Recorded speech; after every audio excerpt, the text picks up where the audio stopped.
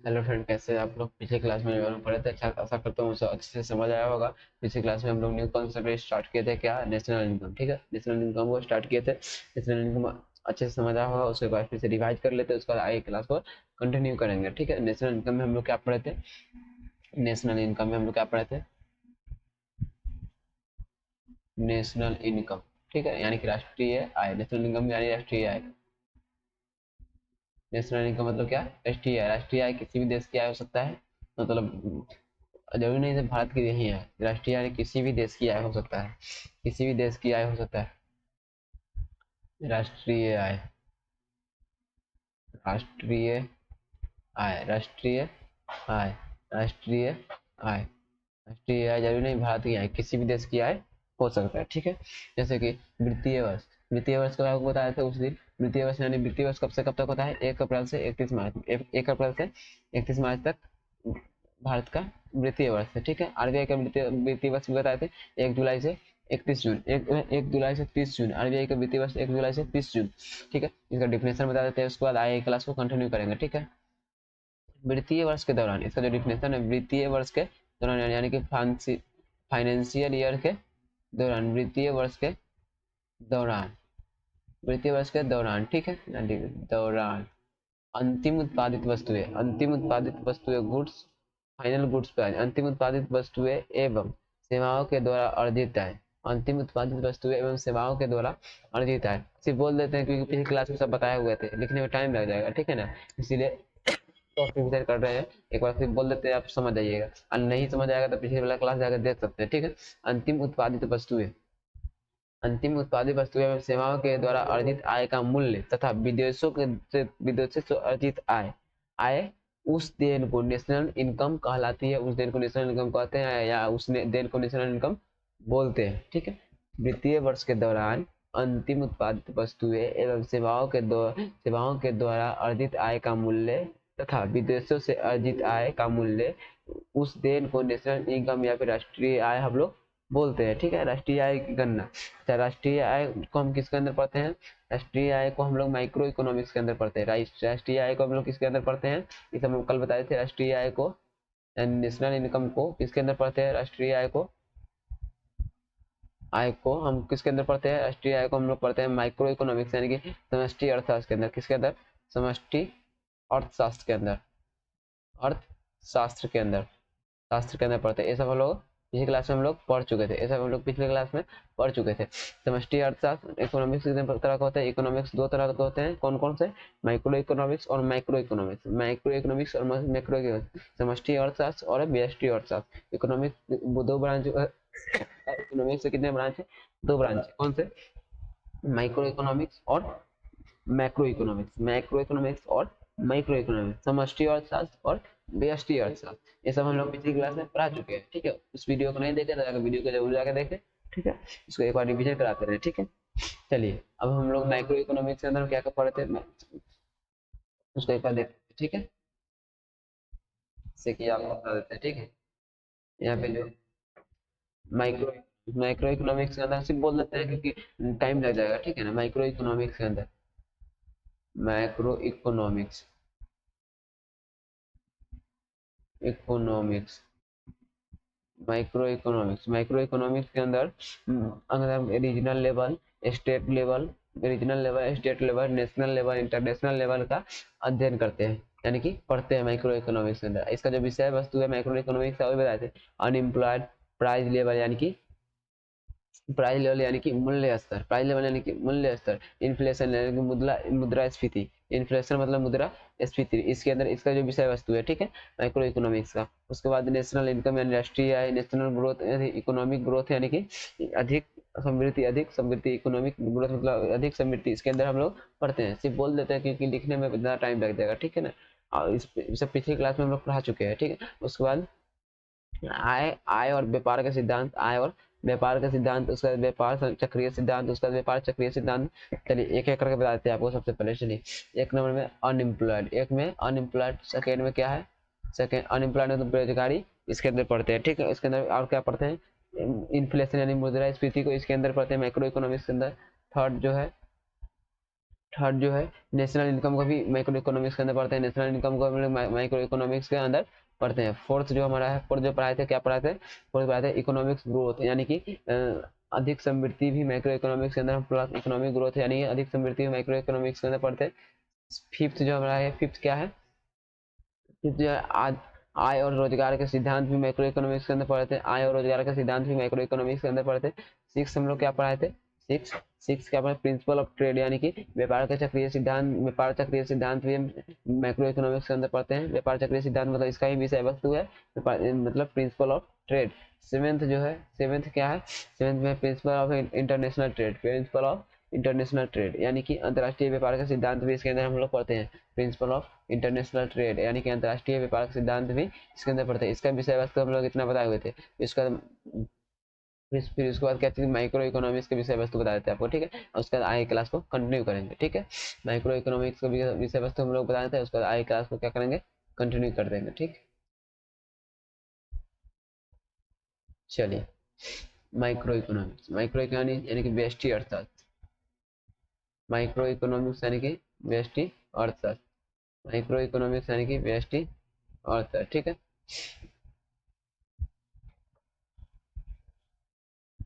Micro economics नोमिक्स यानी कि व्यष्टि अर्थशास्त्र, माइक्रो इकोनॉमिक्स यानी कि व्यष्टि अर्थशास्त्र। इसके अंदर हम लोग क्या क्या पढ़ते हैं, देख लेते हैं। माइक्रो इकोनॉमिक्स इसके अंदर मतलब व्यक्तिगत स्तर के बारे में पढ़ते हैं। इसके अंदर हम लोग पढ़ते हैं व्यक्तिगत स्तर, व्यक्तिगत स्तर यानी कि इंडिविजुअल लेवल इसके अंदर हम लोग पढ़ते हैं, ठीक है। जैसे personal personal income, Tata group, Ambani group, ये सब का पर्सनल इनकम है, इस सब के बारे में हम लोग पढ़ते हैं, ठीक है। चलिए, इसका जो विषय वस्तु हम एक जान लेते हैं। एक में विषय वस्तु है डिमांड एवं सप्लाई, डिमांड एवं सप्लाई, मांग एवं पूर्ति, इसका विषय वस्तु है। सेकेंड जो इसका विषय वस्तु है पर्सनल इनकम, पर्सनल इसका विषय वस्तु है। थर्ड जो इसका विषय वस्तु है क्या है, मतलब इसके अंदर क्या क्या पढ़ते हैं, प्रिंसिपल ऑफ कंजम्पशन यानी उपभोक्ता का सिद्धांत, प्रिंसिपल ऑफ कंजम्पशन यानी कि उपभोक्ता का सिद्धांत। इसके अंदर थर्ड हम लोग क्या पढ़ते हैं, प्रिंसिपल ऑफ कंजम्पशन यानी कि उपभोक्ता का सिद्धांत। फोर्थ इसके अंदर हम लोग पढ़ते हैं, फोर्थ इसके अंदर हम क्या पढ़ते हैं, कीमत के सिद्धांत, वस्तु कीमत के सिद्धांत, principle of goods price. Fourth इसके अंदर पढ़ते हैं प्रिंसिपल ऑफ गुड प्राइस, वस्तु कीमत के सिद्धांत। फिफ्थ जो इसके अंदर हम लोग क्या पढ़ते हैं, पढ़ते हैं उत्पादन का सिद्धांत, प्रिंसिपल ऑफ प्रोडक्शन, उत्पादन का सिद्धांत। इसके अंदर पढ़ते हैं प्रिंसिपल ऑफ प्रोडक्शन। सिक्स जो इसके अंदर पढ़ते हैं साधन साधन कीमत सिद्धांत, साधन कीमत सिद्धांत यानी कि साधन कीमत सिद्धांत, principle of factor cost, principle of factor cost. ये सब हम पिछली क्लास में हम लोग देख चुके थे। अगर वो वाला वीडियो नहीं देखे तो वो वीडियो को जरूर देखें, ठीक है। प्ले लिस्ट में सब वीडियो को ऐड कर दिया गया है, ठीक है। चलिए, अब हम लोग आगे आगे देखते हैं। आगे हम नेशनल इनकम को स्टार्ट करते हैं। नेशनल इनकम कितने चीजों पर डिपेंड है, चार चीजों पर। नेशनल इनकम जो है, national income national income national income कितने चीजों पर डिपेंड है, नेशनल इनकम चार चीजों पर डिपेंड है। एक में क्या चीजों पर डिपेंड है, डिमांड, फाइनल गुड्स एवं सर्विस, फाइनल गुड्स एवं सर्विस के प्राइस पर, फाइनल गुड्स एवं सर्विस के प्राइस पर, ठीक है। अंतिम वस्तु एवं सेवाओं के प्राइस पर डिपेंड है, ये भी हम बता चुके थे। अंतिम वस्तु एवं सेवाओं का मूल्य, अंतिम वस्तुएं वस्तुएं वस्तुएं एवं सेवाओं, अंतिम वस्तु एवं सेवाओं का मूल्य, अंतिम वस्तु एवं सेवाओं राष्ट्रीय चार चीजों पर डिपेंड होता है। अंतिम वस्तु एवं सेवाओं के मूल्य पर डिपेंड करता है, यानी कि फाइनल गुड्स प्राइस पर, फाइनल गुड्स प्राइस पर, फाइनल गुड्स एंड प्राइस पर, फाइनल गुड्स एंड प्राइस पर, ठीक है। एंड प्राइस पर, एंड प्राइस पर, फाइनल गुड्स एंड प्राइस पर, ठीक है। Final goods and service, sorry, final goods and service पर, सर्विस के प्राइस पर, फाइनल गुड्स एंड सर्विस के प्राइस पर, सर्विस के प्राइस पर, ठीक है। अगला जो डिपेंड है, किस पे डिपेंड है, दूसरा सेकंड जो है मार्केट प्राइस पर, यानी कि बाजार कीमत पर, मार्केट पर भी निर्भर करता है, मार्केट पर, मार्केट मार्केट प्लेस, ये बाजार कीमत पर भी निर्भर करता है, मार्केट बाजार पर भी निर्भर करता है, ठीक है। लीगल आइटम के उत्पादन या लीगल आइटम के उत्पादन पर भी निर्भर करता है, लीगल आइटम आइटम की उत्पादन पर निर्भर करता है, कि उत्पादन पर निर्भर करता है, उत्पादन पर निर्भर करता है। फोर्थ किस पर निर्भर करता है? फोर्थ जो निर्भर करता है, फोर्थ किस पर निर्भर करता है? डिप्रिकेशन, डिप्रिकेशन पर निर्भर करता है। डिप डी डिप्रिकेशन, डिप्रिकेशन पर निर्भर करता है, यानी कि मूल्य ह्रास पर निर्भर करता है। किस पर निर्भर करता है? मूल्य ह्रास पर, ह्रास पर। आपको अंतिम वस्तु के बारे में बता देंगे, ह्रास। अंतिम वस्तु क्या है इसको हम बताते हैं, चिंता ना करें, ठीक है। ह्रास पर निर्भर करता है, ठीक है। उसके बाद चलिए हम लोग आगे देख लेते हैं। हम लोग नेशनल इनकम को हम किस चीज में काउंट करते हैं? ये सब नेशनल इनकम चार चीजों पर निर्भर करता है। पहले किस चीज पर? फाइनल गुड्स सर्विस पर, फाइनल गुड्स सर्विस पर निर्भर करता है। मार्केट प्राइस पर निर्भर करता है, मार्केट प्राइस पर निर्भर करता है। थर्ड जो निर्भर करता है, लीगल आइटम के उत्पादन पर निर्भर करता है, लीगल आइटम की प्रोडक्शन पर निर्भर करता है। फोर्थ जो निर्भर करता है डिप्रिकेशन, डिप्रिकेशन यानी कि मूल्य ह्रास पर निर्भर करता है, मूल्य ह्रास पर निर्भर करता है, ठीक है। अब देखिए नेशनल इनकम को हम किस चीज में मापते हैं? नेशनल इनकम को हम लोग किस चीज में मापते हैं? National income, national income, income को हम लोग किस चीज में मापते हैं? यानी कि करेंसी के रूप में मापते हैं। करेंसी यानी कि मुद्रा के रूप में मापते हैं, मुद्रा के रूप में, मुद्रा के रूप में हम मापते हैं। नेशनल इनकम को हम लोग किस रूप में मापते हैं? तो मुद्रा के रूप में मापते हैं। पूछ सकता है कोई नेशनल इनकम को किस रूप में मापते हैं? तो नेशनल इनकम को हम लोग हमेशा मुद्रा के रूप में मापते हैं। नेशनल इनकम को जो है हमेशा हम लोग किस रूप में मापते हैं? तो मुद्रा के रूप में मापते हैं, ठीक है। सेकेंड जो है हमारा है, सेकेंड, सेकेंड जो है नेशनल इनकम, नेशनल इनकम के अंदर, नेशनल इनकम के अंदर जो है, नेशनल इनकम के अंदर, नेशनल इनकम, नेशनल इनकम के अंदर हम लोग जो है एक चीज काउंट नहीं करते हैं। क्या क्या काउंट नहीं करते नेशनल इनकम के अंदर? क्या काउंट नहीं करते हैं नेशनल इनकम के अंदर? हम लोग मध्यवर्ती वस्तुओं को, मध्यवर्ती वस्तुएं का मूल्य काउंट नहीं करते हैं, मध्यवर्तीय वस्तुओं का मूल्य नहीं काउंट करते हैं, मध्यवर्तीय वस्तुओं का मूल्य हम लोग काउंट नहीं करते नेशनल इनकम के अंदर। नेशनल इनकम के अंदर मध्यवर्ती वस्तुओं का मूल्य नहीं काउंट करते हैं। मध्यवर्ती, मध्यवर्ती वस्तुओं का मूल्य, वस्तुओं का मूल्य, का मूल्य काउंट नहीं करते, मध्यवर्ती वस्तु का मूल्य काउंट नहीं करते। अंतिम उत्पादित वस्तुओं का मूल्य काउंट करते हैं। अंतिम उत्पादित वस्तुएं, अंतिम उत्पादित वस्तुएं, उत्पादित वस्तुएं का मूल्य क्या करते हैं? काउंट करते हैं, काउंट करते हैं। अंतिम उत्पादित वस्तुओं का मूल्य काउंट करते हैं। नेशनल इनकम के अंदर मध्यवर्ती वस्तुओं का मूल्य हम लोग काउंट साफ नहीं करते, थोड़ा सा भी मध्यवर्ती वस्तुओं का मूल्य काउंट नहीं करते। अंतिम उत्पादित वस्तुओं का मूल्य काउंट करते हैं। अब यहाँ अंतिम उत्पादित वस्तुएं क्या है? अंतिम उत्पादित वस्तुएं क्या है इसके बारे में हम लोग थोड़ा डिटेल में समझा देते हैं आपको।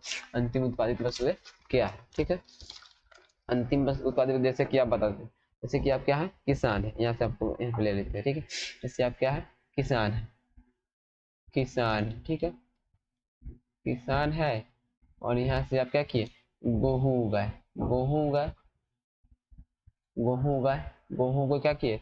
बेच दिए, गेहूं का बेच दिया। जो जिस आदमी को बेचे है, वो जिस उपभोक्ता को बेचे है, वो क्या किया? बेच के आटा बना के अपने घर में क्या करने लगा? मतलब उसका खाने लगा, खाने लगा। तो यह हुआ अंतिम उपभोक्ता, यह क्या हुआ?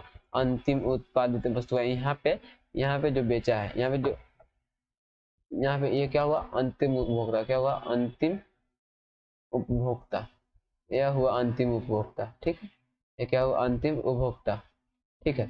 लेकिन यह आटा बना के, ये व्यक्ति जो आटा बना के अगर यहाँ पे दूसरे जगह बेच दे, अगर ब्रेड का यूज किए, अगर ब्रेड बनाने का, ब्रेड बना के, ब्रेड बना के यूज करने लगा, ब्रेड बना के अगर यूज करने लगा, तो ये हुआ अंतिम उपभोक्ता, अंतिम उपभोक्ता ये हुआ। लेकिन अगर ब्रेड अगर नहीं बनाया तो अंतिम उपभोक्ता ये हो गया, अगर ब्रेड बना लेता तो अंतिम उपभोक्ता क्या हो गया? ये हो गया। लेकिन किसान बेचारा क्या करे? गेहूं उगाया, अपने ही आटा उगा के खाने लगा, आटा उगा के खाने लगा, तो क्या हुआ? अंतिम उपभोक्ता तो यही हो गया। ये नेशनल इनकम के अंदर काउंट नहीं होता है, ये नेशनल इनकम के अंदर काउंट नहीं होगा। ये कैसे काउंट होगा? क्योंकि मार्केट में गेहूं बिकेगा ही, तो नेशनल इनकम के अंदर काउंट होगा? नहीं होगा। अंतिम उपभोक्ता ये हुआ नेशनल इनकम, इनकम के अंदर काउंट नहीं होता, नेशनल इनकम के अंदर काउंट नहीं होगा, नेशनल इनकम के अंदर काउंट नहीं होगा। जैसे कि आपको हम फिर से बताते हैं, ठीक है। जैसे कि आपको हम फिर से बता देते हैं, चलिए। जैसे कि आप न्यू कार लिए, क्या लिए, न्यू कार लिए, कार ली, इस कार की जो कीमत है 5 लाख, इस कार की कीमत 5 लाख, ठीक है। आपने 5 लाख यहाँ से लिए हैं, ये राष्ट्रीय आय के अंदर काउंट होगा, ये राष्ट्रीय आय के अंदर काउंट होगा, ये किसके अंदर काउंट होगा, राष्ट्रीय आय के अंदर, ठीक। राष्ट्रीय आय, राष्ट्रीय हो गया, राष्ट्रीय आय के अंदर काउंट होगा, नहीं, राष्ट्रीय आय के अंदर, राष्ट्रीय आय के अंदर काउंट होगा। चलिए, अगर ये जो 5 लाख है, ये किसके अंदर काउंट होगा, राष्ट्रीय आय के अंदर। ये न्यू कार का 5 लाख जो है किसके अंदर काउंट होगा, राष्ट्रीय आय के अंदर। यहाँ पे 5 लाख किसके अंदर काउंट होगा, राष्ट्रीय आय के अंदर काउंट होगा, ठीक है। 5 लाख किसके अंदर काउंट होगा, राष्ट्रीय आय के अंदर काउंट होगा, ठीक है। ये जो 5 लाख अगर कुछ दिन चलाने के बाद, 2 साल चलाने के बाद 3 लाख में बेच दिए, 3 लाख में क्या किए, बेच दिए, 3 लाख में अगर बेचे, तो ये जो 3 लाख है, 3 लाख में किसी व्यक्ति से अगर बेचे, तो ये अंतिम उपभोक्ता तो हुआ, लेकिन ये जो 3 लाख राष्ट्रीय आय के अंदर काउंट नहीं होगा, क्योंकि मार्केट में पैसा गया ही नहीं, मार्केट में पैसा जाएगा ही नहीं, तो राष्ट्रीय आय के अंदर काउंट कैसे होगा, राष्ट्रीय आय के अंदर काउंट नहीं होगा। लाख, यहाँ पे 5 लाख काउंट हुआ था, लेकिन आप किसी को 3 लाख में बेच दिए, 3 लाख में बेच दिए, तो आपको 3 लाख रुपया जो मिला वो मार्केट में पैसा नहीं गया, मार्केट में जब पैसा जाएगा तो ही राष्ट्रीय आय के अंदर काउंट होगा, लेकिन मार्केट में अगर पैसा नहीं गया, राष्ट्रीय आय के अंदर काउंट नहीं होगा, हरगिज नहीं, राष्ट्रीय आय के अंदर काउंट होगा ही नहीं, ठीक है। समझ सकते हैं आप लोग। ये अंतिम उपभोक्ता तो हुआ, लेकिन अब ये अंतिम उपभोक्ता नहीं है, 5 लाख में जो लिया वो अंतिम उपभोक्ता नहीं है, अंतिम उपभोक्ता ये हो गया, अंतिम अंतिम उपभोक्ता ये हो गया। और इसका पैसा जो है इसके पास है, इसका पैसा इसके पास है, अगर इसके पास ये अगर कुछ खरीदे यहाँ से 3 लाख का अगर कुछ खरीद ले, मान ले न्यू गाड़ी खरीद ले, न्यू गाड़ी खरीद ले, तो राष्ट्रीय आय के अंदर फिर काउंट हो जाएगा, लेकिन अगर नहीं खरीदा तो राष्ट्रीय आय के अंदर काउंट नहीं होगा। अच्छा अच्छा, करता हूँ, आपको समझ आया होगा, फिर आगे की क्लास को आगे आगे शुरू करते हैं, क्योंकि इसमें बहुत टाइम लग रहा है। शेयर, देखिए जैसे कि शेयर, शेयर यानी कि हिस्सा, शेयर यानी कि हिस्सा, लोन, लोन यानी कि ऋण, लोन यानी कि ऋण, ये दोनों जो है ये राष्ट्रीय आय के अंदर काउंट नहीं होता, ये नेशनल इनकम के अंदर काउंट नहीं होता, ये नेशनल इनकम के अंदर काउंट नहीं होता, या किसके अंदर काउंट नहीं होता है, नेशनल इनकम के अंदर, नेशनल इनकम के अंदर, इनकम के अंदर काउंट नहीं होता है। शेयर या हिस्सा नेशनल इनकम के अंदर काउंट नहीं होता है, शेयर या हिस्सा नेशनल इनकम के अंदर काउंट नहीं होता है, ठीक है। लोन या फिर शेयर यानी कि हिस्सा नेशनल इनकम के अंदर काउंट साफ नहीं होता है, किसके अंदर काउंट नहीं होता है, नहीं होता नेशनल इनकम के अंदर, ठीक है। अब हम लोग देखते हैं राष्ट्रीय आय की गणना, राष्ट्रीय आय की गणना हम लोग कैसे करते हैं, ठीक है। राष्ट्रीय राष्ट्रीय आय की गणना, राष्ट्रीय आय की गणना, राष्ट्रीय आय की गणना, राष्ट्रीय आय की गणना हम लोग कैसे करते हैं, ठीक है। राष्ट्रीय आय की गणना हम लोग 2 तरह से करते हैं, एक करते हैं बाजार कीमत पर, यानी कि market price, market price, market price यानी कि बाजार कीमत, बाजार कीमत, कीमत या मार्केट प्राइस बाजार कीमत या चालू कीमत पर, या चालू कीमत, चालू कीमत पर, चालू कीमत, मार्केट प्राइस बाजार कीमत या फिर चालू कीमत पर नेशनल इनकम की गणना करते हैं। अगर मार्केट प्राइस पर हम नेशनल इनकम की गणना करते हैं तो इसको क्या बोलते हैं हम लोग, मौद्रिक आय बोलते हैं, इसको हम क्या बोलते हैं, मौद्रिक आय, इसको हम बोलते हैं मौद्रिक आय बोलते हैं, मौद्रिक आय, मौद्रिक आय बोलते हैं। अगर हम लोग मार्केट प्राइस पर इसकी गणना करते हैं इसको बोलते हैं मौद्रिक आय, अगर बाजार कीमत या चालू कीमत पर इसकी गणना करते हैं तो क्या बोलते हैं, मौद्रिक आय बोलते हैं, ठीक है। सेकेंड जो इसकी गणना क्या चीज पे करते हैं, साधन लागत यानी कि स्थिर कीमत पे करते हैं, साधन लागत यानी कि स्थिर कीमत, साधन लागत, साधन लागत, लागत यानी कि क्या, स्थिर कीमत, साधन लागत यानी कि स्थिर कीमत, साधन लागत स्थिर कीमत पर इसकी गणना करते हैं, यानी कि फैक्टर पोस्ट पर, फैक्टर पोस्ट, फैक्टर पोस्ट पर इसकी गणना करते हैं, ठीक है। किस फैक्टर पोस्ट पर इसकी गणना करते हैं, अगर फैक्टर पोस्ट पर इसकी गणना करते हैं तो क्या बोलते हैं, वास्तविक है, वास्तविक है actual value, actual income, actual income, ठीक है।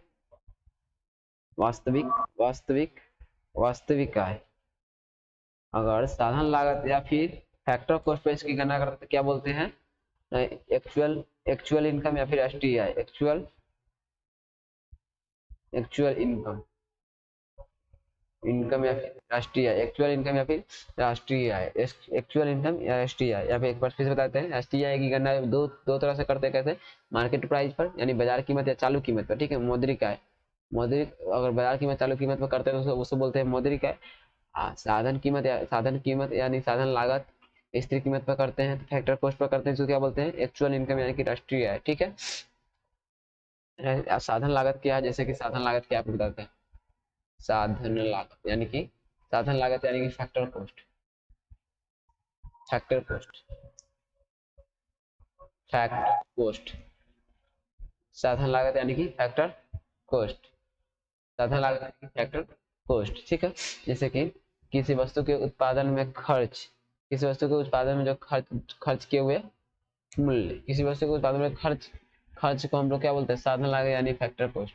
किसी वस्तु के उत्पादन में खर्च, किसी वस्तु, किसी वस्तु के उत्पादन में, उत्पादन में खर्च, उसको हम लोग क्या बोलते हैं? फैक्टर कॉस्ट या फिर फैक्टर, फैक्टर कॉस्ट या फिर साधन लागत। उसको क्या बोलते हैं? फैक्टर कॉस्ट या फिर साधन लागत बोलते हैं। किसी वस्तु के उत्पादन में खर्च को हम लोग क्या बोलते हैं? फैक्टर कॉस्ट या फिर साधन लागत। जैसे कि आप बता दें, जैसे कि पेन है, ठीक है। पेन कहाँ बनता है? फैक्ट्री में बनता है। कहाँ बनता है? फैक्ट्री में, फैक्ट्री में बनता है। कहाँ बनता है? फैक्ट्री में बनता है, ठीक है। फैक्ट्री में बनता है। पेन कहाँ बनता है? फैक्ट्री में बनता है। फैक्ट्री यानी कि प्रोडक्शन, तो प्रोडक्शन में जो मतलब पैसा लगता है, प्रोडक्शन, प्रोडक्शन में जो पैसा लगता है, यानी उत्पादन में जो पैसा, जैसे कि आप बताते हैं लैंड, लैंड से लैंड टैक्स, लैंड का जो पैसा लगे इसको लगभग 2 रुपया लगेगा, 2 रुपया, ठीक है। चलिए, कच्चा पदार्थ का पैसा लगेगा कितना? कच्चा पदार्थ का भी, कच्चा पदार्थ का लग गया 2 रुपया, इसका भी ले लीजिए 2 रुपया, ठीक है। कच्चा पदार्थ का भी 2 रुपया, ठीक है। उसके बाद मजदूरी भी इसका लग गया, मजदूरी भी इसका लग गया 2 रुपया, मजदूरी भी इसका 2 रुपया लग गया, ठीक है। मजदूरी भी इसका 2 रुपया लग गया। उसके बाद हम जाते हैं, मजदूरी 2 रुपया लग गया। उसके बाद मजदूरी 2 रुपया लग गया। उसके बाद प्रॉफिट, जिसे जो कंपनी खोला उसको प्रॉफिट भी चाहिए, प्रॉफिट, प्रॉफिट इसका हो गया 2 रुपया। इसका जब फैक्टर कॉस्ट अब निकल गया कितना? 8 रुपया। इसका फैक्टर कॉस्ट कितना निकला? 8 रुपया। ये होगा, क्या होगा? फैक्टर कॉस्ट, साधन लागत, फैक्टर कॉस्ट, ये हुआ इसका साधन लागत यानी कि फैक्टर कॉस्ट, साधन लागत यानी कि फैक्टर कॉस्ट हुआ इसका, ठीक है। अच्छा, इस पर सरकार अगर 2 रुपया टैक्स ले ले, क्या कर ले? 2 रुपया जीएसटी जोड़ ले तो कितना हो गया? 10 रुपया। ये तब 10 रुपया जाएगा किस चीज में? मार्केट प्राइस, एमपी, यानी कि मार्केट प्राइस में जाएगा तो कितना? 10 रुपया, मार्केट प्राइस में जाएगा 10 रुपया, ठीक है। 2 रुपया क्या कर दे सरकार? टैक्स ले ले, यानी जीएसटी जोड़ दे, इस पर क्या 10 पे जाएगा मार्केट प्राइस। फैक्टर कॉस्ट 8 रुपया, 2 रुपया सरकार जोड़ जाते हैं 10 पे, तब मार्केट प्राइस में जाता है, ठीक है। अच्छा, इस समझ आया होगा। आगे हम लोग देख लेते हैं, आगे देख contest, contest price, contest price भी पे भी राष्ट्रीय आय की गणना होती है। कॉन्टेस्ट प्राइस पे भी राष्ट्रीय आय की गणना होती है, ठीक है। उसको हम बताते हैं किस कैसे होती है। कॉन्टेस्ट, कॉन्स्टेंट, कॉन्स्टेंट प्राइस यानी कि स्थिर कीमत, यानी कि स्थिर कीमत, स्थिर कीमत पर भी राष्ट्रीय आय की गणना होती है। स्थिर कीमत आपको पता है, जैसे कि इधर होता है साधन लागत या फिर स्थिर कीमत, ठीक है। स्थिर कीमत, स्थिर कीमत, कीमत, कीमत, स्थिर कीमत पर भी राष्ट्रीय आय की क्या होती है? गणना होती है। कांस्टेंट प्राइस यानी कि स्थिर कीमत पर भी राष्ट्रीय आय की गणना होती है। कांस्टेंट प्राइस पर राष्ट्रीय आय की गणना होती है तो क्या बोलती है? क्या बोलते हैं उसको? वास्तविक आय बोलते हैं, ठीक है। याद करके पीछे पीछे बता भी दिए आपको। चलिए, स्थिर कीमत पर, स्थिर कीमत पर जब राष्ट्रीय आय की गणना होती है, ये किस तरह होती है? बेस ईयर के आधार पर होती है, बेस ईयर के आधार पर, ठीक है।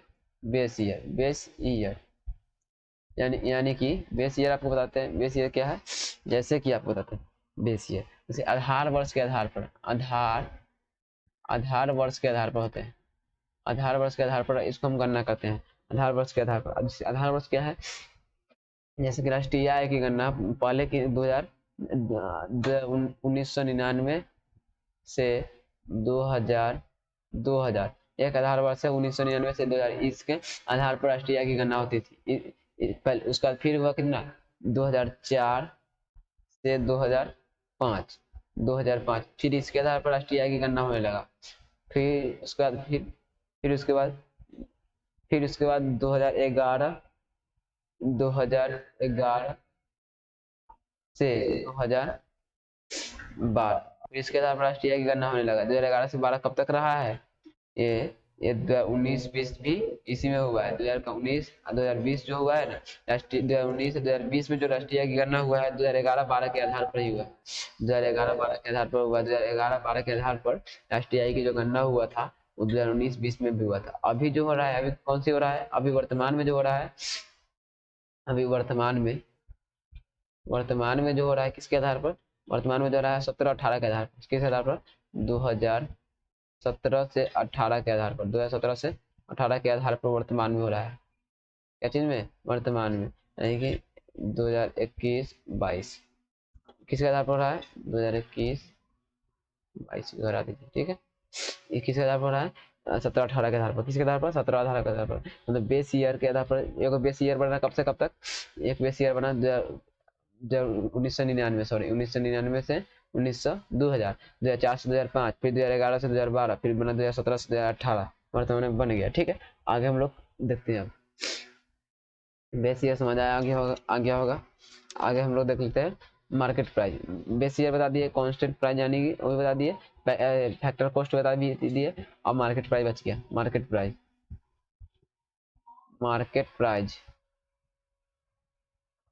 प्राइस यानी कि बाजार कीमत। मार्केट प्राइस यानी कि बाजार कीमत। मार्केट प्राइस यानी कि बाजार कीमत, ठीक है। मार्केट प्राइस यानी कि बाजार कीमत, ठीक है। बाजार कीमत जैसे कि आपको बाजार में कैसे, जैसे मान के मार्केट प्राइस कैसे पहुंचता है, जैसे कि जो कोई सामान है वो मार्केट में कैसे पहुंचता है, यानी कि एमपी मतलब मार्केट प्राइस, ठीक है। Factor cost factor cost factor cost factor cost factor cost जोड़ जीएसटी, यानी कि इनडायरेक्ट उसे बोलते हैं टैक्स, इनडायरेक्ट टैक्स, और सब्सिडी माइनस हो जाता है। क्या होता है?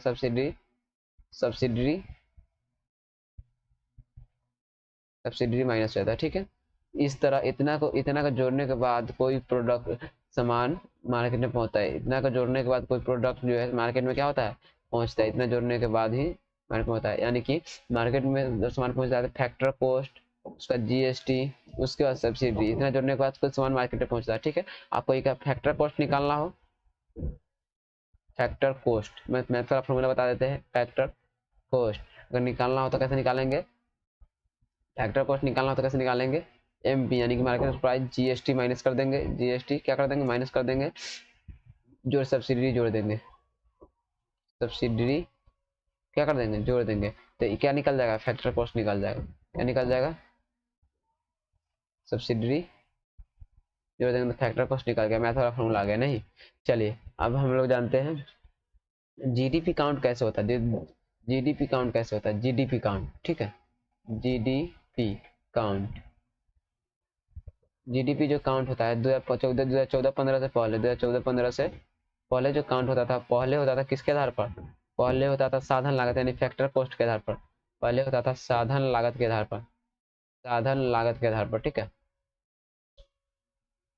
यानी कि factor cost per, factor cost per पहले होता किस पर? साधन लागत के आधार पर यानी कि फैक्टर कॉस्ट पर। लेकिन अब जो होता है एमपी यानी कि मार्केट प्राइस पर। एमपी यानी कि क्या चीज पर? मार्केट प्राइस पर। मार्केट प्राइस यानी बाजार कीमत पर। क्या चीज पर? बाजार कीमत पर, ठीक है। पहले किस चीज पर होता था? पहले जो होता था मार्केट प्राइस पर, यानी कि पहले होता था किस पर? साधन लागत पर। यहाँ पे लिख देते हैं, ऐसे नहीं चलेगा। पहले पहले किस चीज पर होता था? पहले इस पे होता था, और लेकिन अब किस चीज पर होने जा रहा है? मार्केट प्राइस है। पहले होता था साधन लागत पर यानी फैक्टर कॉस्ट पर, लेकिन अब हो रहा है मार्केट प्राइस पर, ठीक है फ्रेंड। अब आगे क्लास को कल कंटिन्यू करेंगे, ज़्यादा टाइम हो गया है। फिर मिलेंगे, वीडियो अच्छी लगे तो वीडियो को लाइक और चैनल को सब्सक्राइब करना ना भूले। फिर मिलेंगे अगले वीडियो में, तब तक दीजिए हमें इजाज़त। जय हिंद, जय भारत। अगर वीडियो ज़्यादा अच्छी लगी हो तो एक प्यारा सा लाइक, प्यारा सा कमेंट करना ना भूले। आपके लिए इतना कुछ करते हैं। अगर मेरे चैनल को सब्सक्राइब कर ले जल्दी से जल्दी 1000 सब्सक्राइबर पूरा दे तो और अच्छा रहेगा। फिर मिलेंगे अगले वीडियो में, तो वीडियो में ज़्यादा। जय हिंद, जय भारत।